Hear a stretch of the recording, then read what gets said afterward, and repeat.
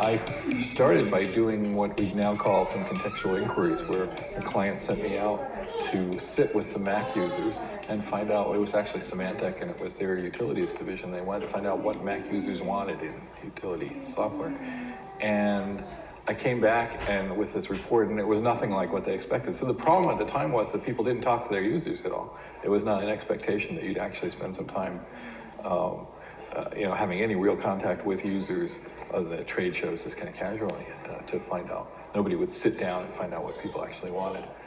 I remember, I was trying to think about it, I remember I still use a quote from time to time from one of those contextual inquiries. It was, this guy said, it was a great quote, and it was real pithy. He basically said, I don't want a Swiss Army knife. I want one app that does one thing that works really well and never breaks. And that's all I want, which is clearly kind of the opposite of what Symantec was developing at the time. So that was a revelation to me.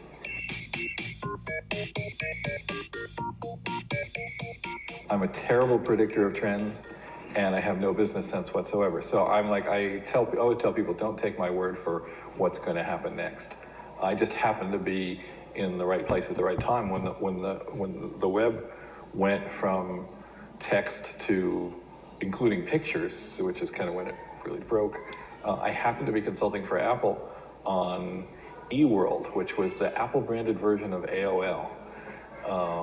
And they had brought me in as a usability consultant, even though they had people in-house.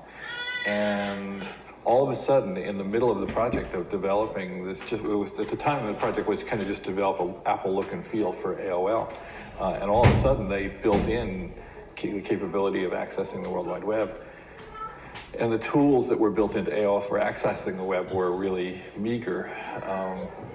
But it was I had a great time because I got to play application designer at the time, because we had this functionality and this whole new thing where people were starting to build these websites, and we were supposed to figure out a way to present them.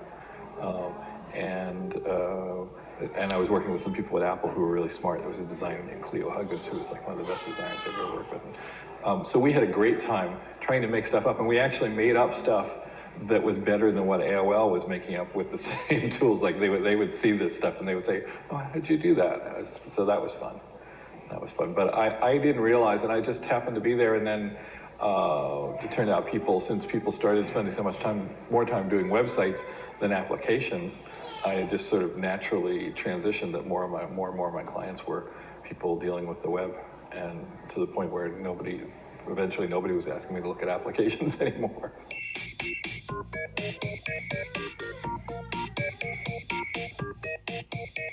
The biggest problem, usability problem with that stuff, I mean, with the smartphones, I had an iPhone for a couple of years, and the problem is it's just too darn small. There aren't really, if you can squeeze the application into a small space and limit it to a small amount of functionality, then it's fabulous. I mean, it's sort of back to this, I want something that does one thing and does it really well, like OpenTable. I love OpenTable's fabulous. I just say, find me a restaurant that's nearby, and then, okay, that one, make me a reservation. That's so much faster and so much easier than what I used to have to go through. So that kind of stuff is wonderful. On the other hand, to try and do, like elaborate drawing or anything on an iPhone or mind mapping, which I love, you just can't do it. So that's why the tablet is nice. But the usability problem with the tablet, Jacob Nielsen just wrote a report, which is really good, about a preliminary report about iPad usability. And he hit at one of what I think is the worst problem that's really making me crazy at this point, is that no two are alike. When desktop publishing came in, and all of a sudden everybody could change font sizes and they could put pictures in, and they just created total garbage. I mean, it was like this period, this dark ages of total garbage, because everybody could do it, where nothing looked any good at all. And with the iPad, you can create these nice, sophisticated-looking, glassy, slick interfaces where the buttons don't have to be raised. They can look like they were etched. But the problem is, there's two problems. One, you can't tell what's actually clickable, what's supposed to be clickable, because they're so sophisticated and so subtle. But the worst one is that no two apps do it the same. So, we went through this thing where Windows and the Apple OS gave us a file menu, and you knew where the file menu was, and you knew if you wanted to save something, you went to the file menu, and you would find something that said save and something that said save as. And so after you'd used a couple of apps, you knew how to do it, and you didn't have to relearn or rethink because you went back from one to another. But on the iPad, it's like the Wild West again. It's like, okay, this one, how did I save a file on this one? I think there's a way to save a file on this one.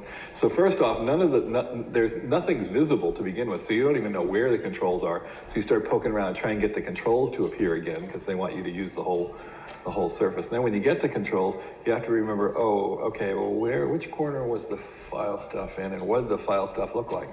So that's the biggest problem. And I don't know how long it's going to take for that to shake out.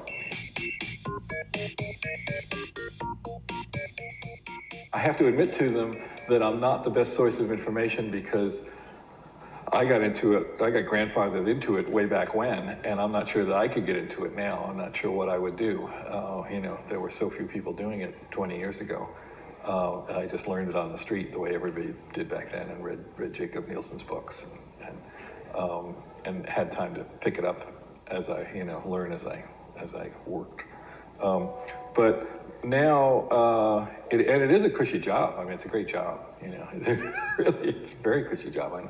It's because it's more like critic than you don't have to write the play. You just have to kind of review it and critique it, or show doctor is how I like to think of it. You come in and you say, well, no, it'd be better if you took this song, cut that song at the end of the first act, and move this piece up here, whatever. So it is a great job, and I get to work at home all the time.